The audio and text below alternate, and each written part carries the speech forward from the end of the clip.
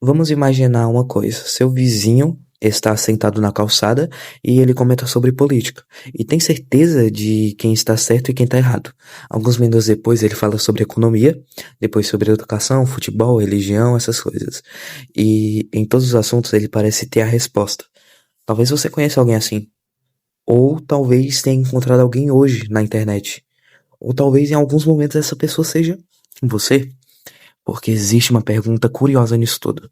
Como alguém pode ter tanta certeza sobre tantos assuntos? Como uma pessoa pode falar com convicção sobre política, economia, educação, religião e dezenas de outros temas? Quando especialistas passam décadas estudando apenas uma dessas áreas? Talvez a resposta não seja que as pessoas ficaram mais inteligentes. Talvez seja que ficou mais fácil parecer que sabemos. Vivemos da era da informação.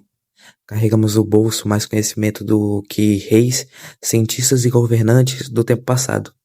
Em poucos segundos, podemos pesquisar qualquer assunto, assistir vídeos, ler notícias, ouvir opiniões, mas existe um detalhe importante: informação não é conhecimento, e conhecimento não é sabedoria.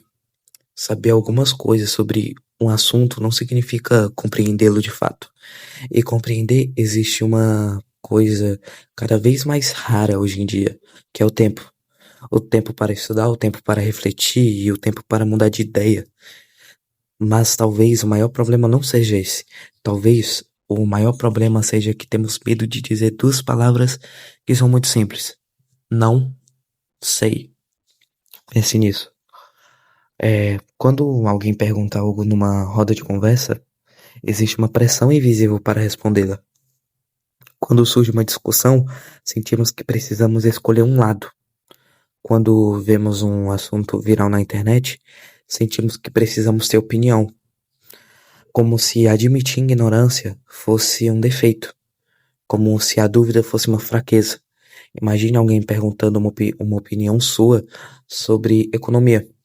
Você nunca estudou economia profundamente, mas responder "eu não sei o suficiente para falar sobre isso" parece muito desconfortável.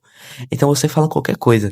Talvez repita algo que você ouviu, talvez repita algo que você leu, talvez repita algo que nem lembra de onde veio. E sem perceber começa a defender uma ideia que nunca analisou de verdade. E isso acontece com todos nós, comigo, com você e com praticamente qualquer pessoa. Porque existe uma armadilha muito comum. Nós confundimos familiaridade com conhecimento. Eu sei o que é um avião, mas não faço ideia como construir um. Eu sei o que é democracia, mas isso não significa que eu compreenda profundamente como ela funciona. Eu sei o que é uma cirurgia, mas certamente não quero ser operado por alguém que apenas assiste alguns vídeos no YouTube sobre medicina. E em muitos assuntos da vida fazemos exatamente isso. Aprendemos um pouco e acreditamos ter entendido tudo. Lemos algumas manchetes, assistimos alguns vídeos e vemos alguns comentários.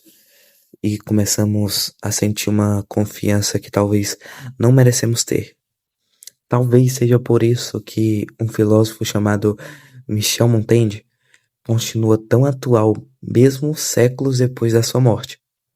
Enquanto muitas pessoas buscavam respostas absolutas, Montaigne fazia algo diferente. Ele questionava as próprias certezas. Ele desconfiava das próprias conclusões. Ele entendia algo que muitas pessoas ainda hoje se esquecem. Quanto mais aprendemos sobre um assunto, mais percebemos sua complexibilidade. E quanto mais percebemos sua complexibilidade, menos certezas absolutas temos.